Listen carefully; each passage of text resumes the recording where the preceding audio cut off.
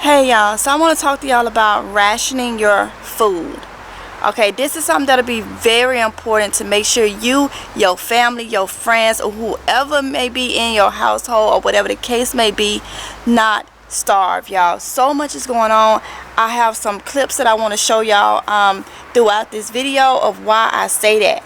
But right now I am out here in my garden because I got to drop some more seeds and stuff, and I want to show y'all some of the things that you need to be growing in your garden that you don't even need to try to process. You can put in a cool, dark place and it will keep for a long time. So growing some of these things is very, very important because, like I say, we're gonna have to ration our food. We need to start rationing our food and practicing that now. A lot of us overeat, we glut, things leave quicker than it's supposed to.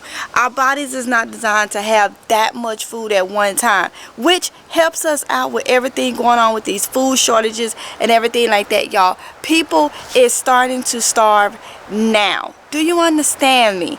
People is starting to starve now. Right here, y'all, this is something that I am growing a lot of. So I grow crook neck squash, straight neck squash, and stuff like that. But it's different types of squash that you can really store for a long time.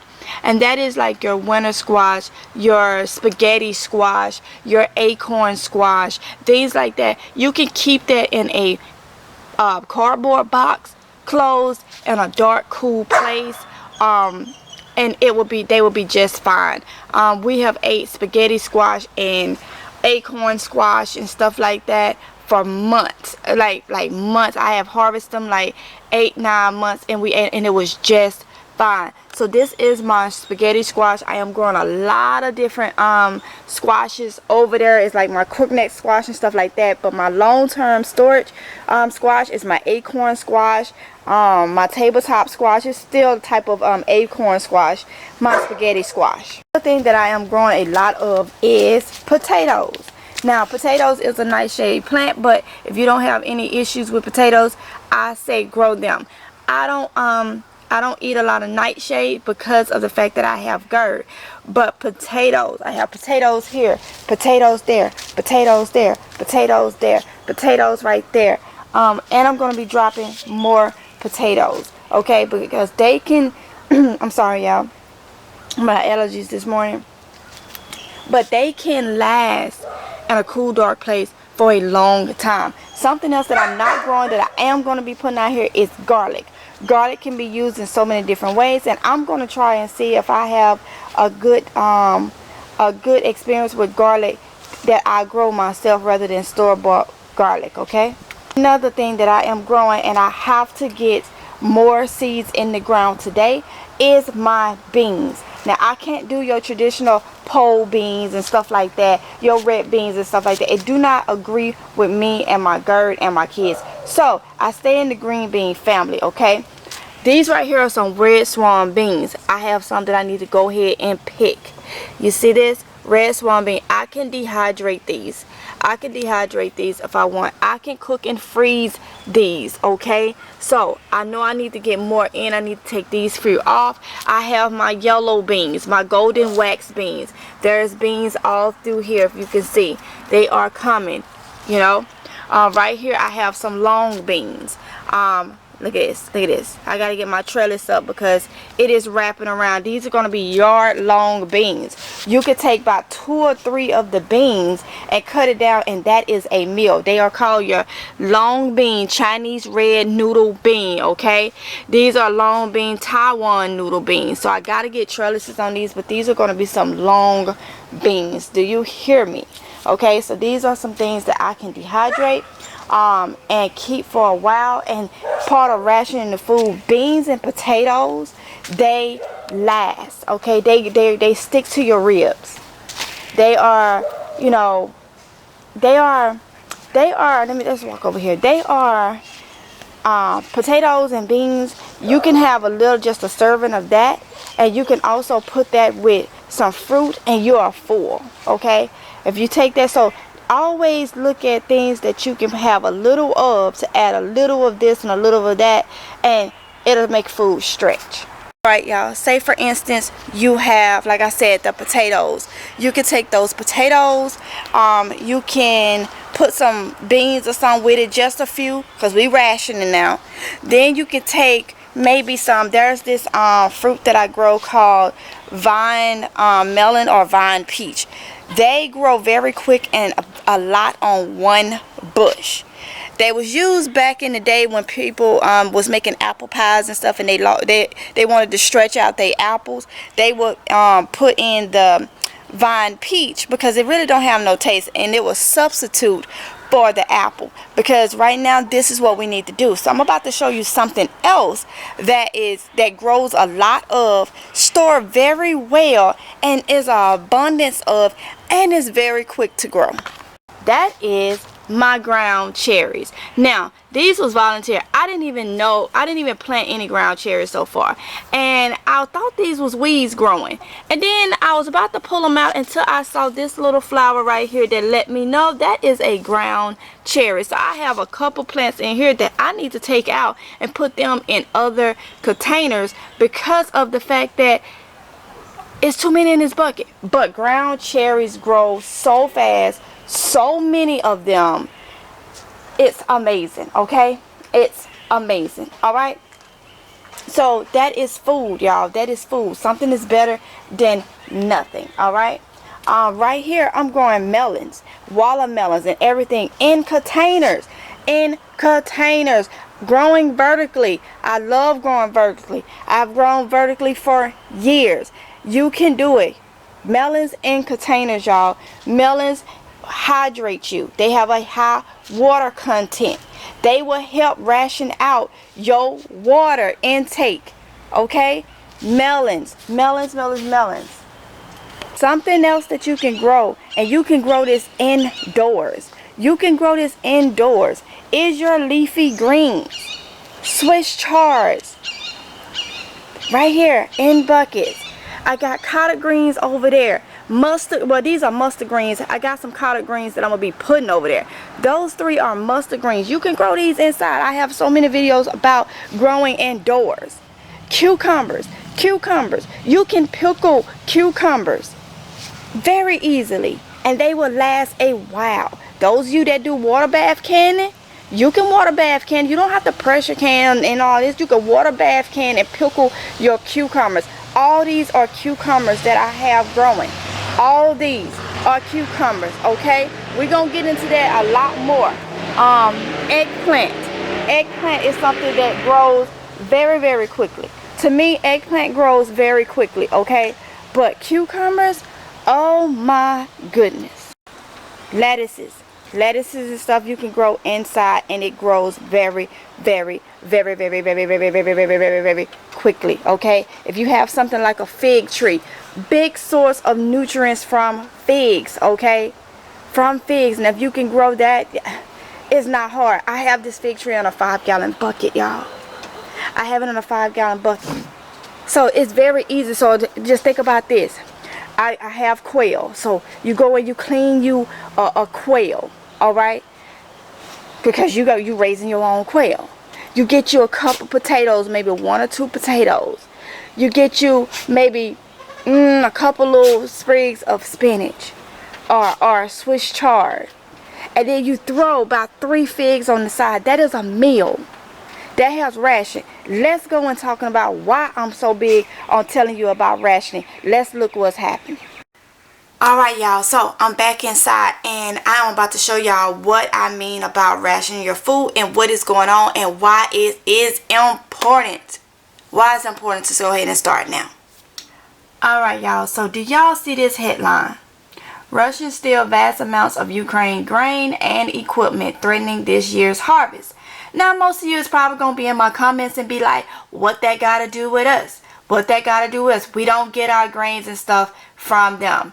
Alright, I'm finna tell you what that got to do with us. Sometimes you have to look at what's going on in all parts of the world to understand that it still can happen to us. Just because it's happening there now, you don't know. We still get some of our grains and stuff from other places. You don't know what will happen that will make you make us not be able to get our imports from other places. Because we didn't expect this right here to be going on. Alright? So, look at this. This is all part of being preparing. You have to look at everything. And know that this affects everybody. Okay? So let me scroll on down through this. So y'all can know how much of grains. And we're talking about wheat and things like that. And while I find this, I don't understand why people say, oh, just because there's a shortage on this, a shortage on that, like oils, grains, and stuff like that. What do you think is used to make most of the food? You know, your bread. There's a lot of wheat products in bread. To make your favorite snacks, your favorite cakes and cookies and stuff like that. There's a lot of wheat and barley and rice and stuff like that. So if you don't have the basic things, you don't have food. It's simple as that. You need something. Just like they say, you got to crawl before you walk. Well, that can go in different ways. Different way. You have to have the basic before you can make the meal, before you can make the star item. Okay, right here it said, now this is from CNN News. You see, this estimated of 400,000 tons of grain has been stolen to date. Okay? That's over 400,000 tons. Alright? So just say if something come up and we can't get where we do get our grains and stuff from. There's already food shortages. There's already they still having worker shortages, believe it or not. Then you got things popping up left and right, left and right, left and right. You know how much chicken and stuff has not been able to be made? I mean, you know how much chicken products haven't been able to be made because of the bird flu? That's something else I want to talk to y'all about. Alright, y'all, so let me tell y'all something. There is people that's discouraging people, and I've done this video. I've said this in multiple videos, okay? There are some people that's discouraging people about getting chickens and things like that because of the bird flu. I get it in my messages a lot. Okay, the bird flu has been around for years. It's just like really bad this year. But it's been around for years, okay? And let me tell you, my chickens are not free-range chickens. They are in their coop. They have their whole run area, coop area is all enclosed and covered. Okay? There is no way for wild birds and things to drop their feces where my chickens are. Okay? Now, we ain't talking about if the wind blows something. That is a low chance. Okay? But they have to come in contact with feces or another bird to get the bird flu, the avian bird flu. Not saying that it can't happen, but there's a small chance that it will. Alright? So do not let people discourage you about doing what you can. Okay? Now, I have chickens and I have quail. Quail is my backup because I'm raising them inside, in my garage. Alright? But I get this a lot, especially when I first got my chickens earlier this year. My comments was flooded about this bird flu. Okay? Do not let people discourage you, because whether you're rationing your food, whether you're growing your food, whether you're stocking up on food, you always got somebody that think they know everything and they want to tell you that you should be doing this or you should be doing that just because they feel like that is what they are doing. Any way that you stock up or you prepare for you and your family, you're doing something. Everybody preps is not going to be the same. Everybody funds is not the same. Do y'all hear me? So don't feel down because your preps is not like John them. You know, don't feel that way. Do what you can do. Your best is better than nothing. Okay? So I wanted to say that. So if you want to get chickens, get chickens. If you want to get quail, get quail. I'm loving my quail because they're easy to take care of. They're easier than chickens. All right? But y'all, we got to ration our food. All right? We have to ration our food. It's no time to be overeating. You need to get your body in that zone now of rationing what goes on that plate. And please understand, the human body is not designed to digest mass amount of food at one time, heavy, greasy food. That is what we feel like we need. That is what society have said. Oh, you're going to be so little if you don't eat this. You got to have this old burger and stuff just to put some meat on your bones. No. No, you don't. Your body ain't designed to down all that. It gets used to it. Because that's what we give ourselves. We overeat, so our body is used to it. Start training your body now and looking at recipes and stuff that's not just because I want to eat it and I like to eat it and I've been told this is the way I eat it. Things that's going to fill you up and give you nutrients and can last a while. You don't need 3 cups of squash on your plate and 2 whole big pieces of chicken on your plate. You know, we be told, oh, give the male the biggest piece of chicken and more chicken because he's out there working. I understand that, but it don't cause to have all that calorie intake. You can get a lot of calories from less. When you start having to eat, when you have to eat, when you're eating bad for one, okay, you're taking a lot of calories.